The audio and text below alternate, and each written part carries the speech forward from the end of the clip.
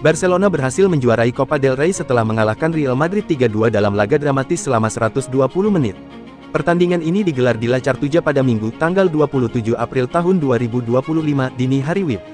Namun, sorotan utama justru tertuju pada Antonio Rudiger. Bek Real Madrid itu meluapkan amarahnya di akhir pertandingan. Pada menit akhir perpanjangan waktu, terjadi insiden yang memicu kericuhan. Wasit Ricardo de Burgos Bengoechea meniup peluit pelanggaran Kylian Mbappe terhadap Eric Garcia. Insiden tersebut memancing reaksi keras dari kubu Real Madrid. Rudiger, Lucas Vazquez, dan Vinicius Junior terlibat langsung dalam kekacauan itu. Antonio Rudiger tidak dapat menahan emosinya setelah keputusan wasit. Ia dilaporkan melemparkan sebuah benda ke arah wasit. Akibat aksinya, Rudiger langsung diganjar kartu merah. Lucas Vazquez juga mendapat kartu merah setelah peluit akhir berbunyi. Selain itu, menurut laporan reporter Relevo Rodra, satu pemain Real Madrid lainnya juga diusir. Pemain tersebut diyakini adalah Vinicius Junior atau Jude Bellingham. 3 pemain Real Madrid kini menghadapi ancaman sanksi berat. Komite Disiplin Federasi Sepak Bola Spanyol akan segera mengeluarkan keputusan. Jika hukuman berlaku di La Liga, mereka berpotensi absen di El Clasico berikutnya. Pertandingan itu akan digelar di Estadio Olympique Luis Companys 2 pekan mendatang. Ada kekhawatiran bahwa Rudiger bisa mendapatkan skorsing panjang. Hal ini tentu menjadi pukulan berat bagi Real Madrid di akhir musim. Dilansir dari Tribuna, Victor Gyökeres diminati banyak klub. Mereka adalah Chelsea, Arsenal, Manchester United, Barcelona hingga Real Madrid. Gyökeres masih berusia 26 tahun, di fase usia emas. Tak cuma jago dalam duel udara, Gyökeres punya lari yang cepat dan lihai dalam mengeksekusi free kick. Diyakini, harga Victor Gyökeres terlalu kemahalan. Sporting membuka harga mulai dari 100 juta euro atau setara 1,9 triliun rupiah. Kabar teranyar, Real Madrid malah memilih mundur dari perburuan. Presiden Florentino Perez diketahui mau membidik bek-bek dulu, sebagai pos yang dirasa perlu dievaluasi. Kane tidak bisa ambil bagian dalam laga penting itu karena dia harus menjalani skorsing karena akumulasi kartu kuning. Kane mendapat kartu kuning kelimanya musim ini karena menahan bola saat Mainz mau melakukan free kick di akhir babak pertama. Itu artinya Kane hanya bisa menyaksikan aksi tim kesayangannya dari bangku penonton. Kane sejauh ini sudah bikin 60 gol dari 61 laga Bundesliga, termasuk 24 gol yang menjadikannya top skorer sementara. Kane bisa jadi pemain pertama yang meraih gelar top skorer di 2 musim perdananya, setelah musim lalu bikin 37 gol.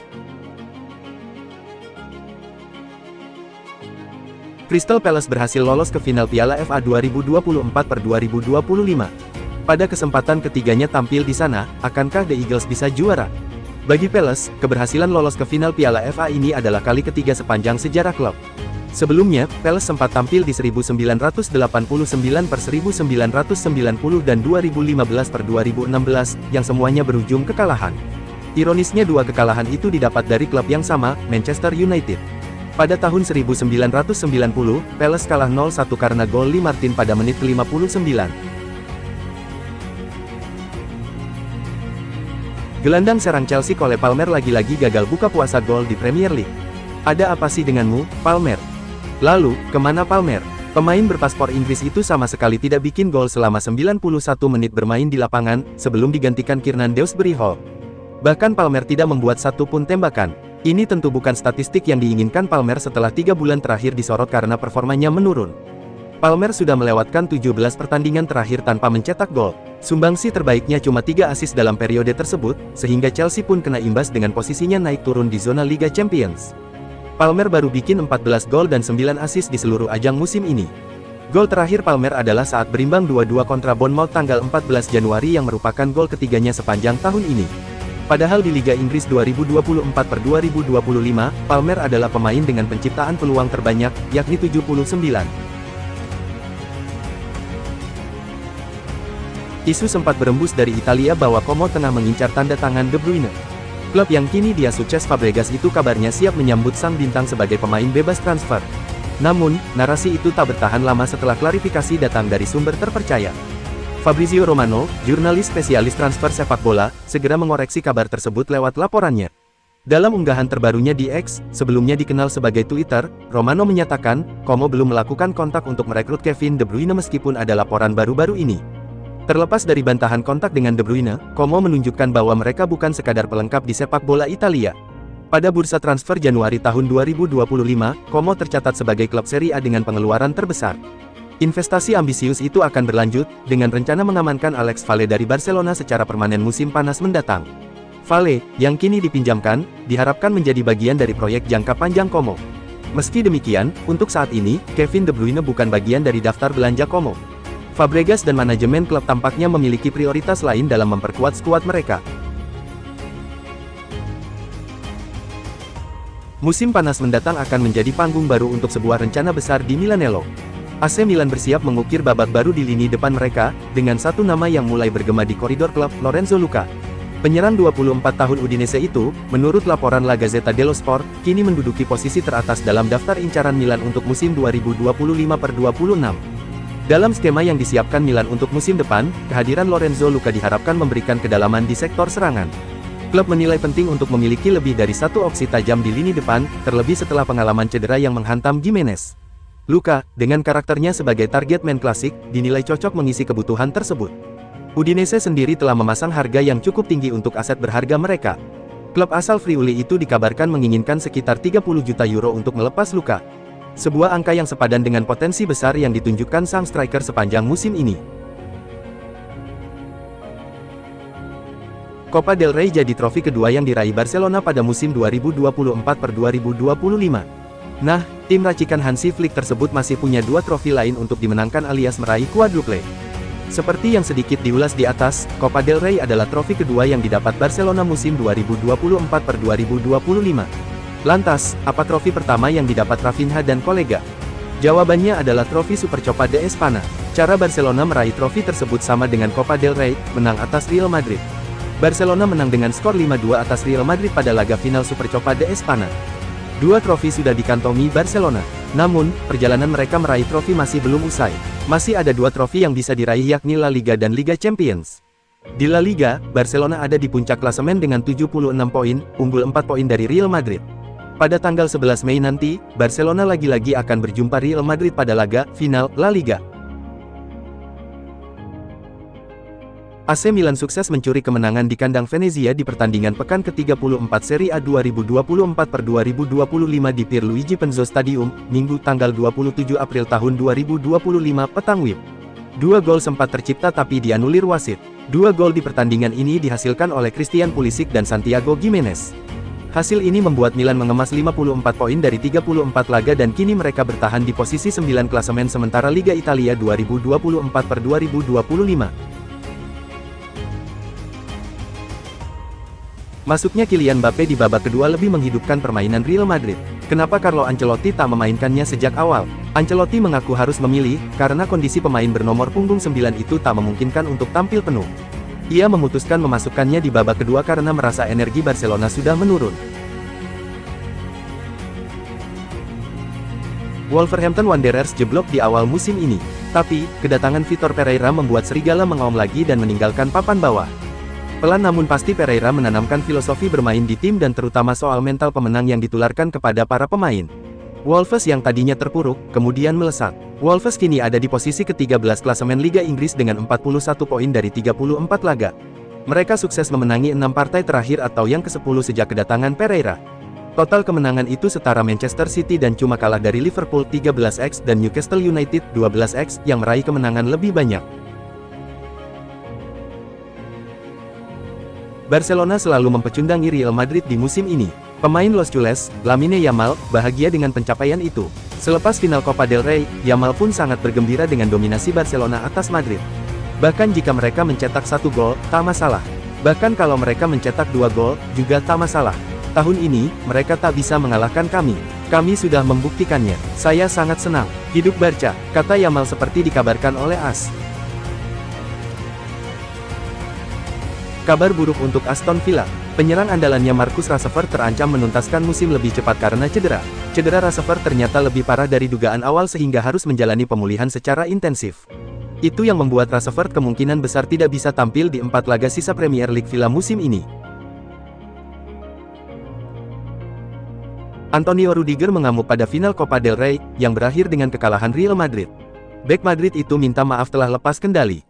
Rudiger yang tak kuasa menahan diri lantas melempar sesuatu, diduga es untuk mengompres, ke arah wasit Ricardo de Burgos Bengoechea. Mantan pemain AS Roma dan Chelsea itu pun dikartu merah. Jelas tidak ada alasan atas sikap saya semalam. Saya sangat menyesal untuk itu.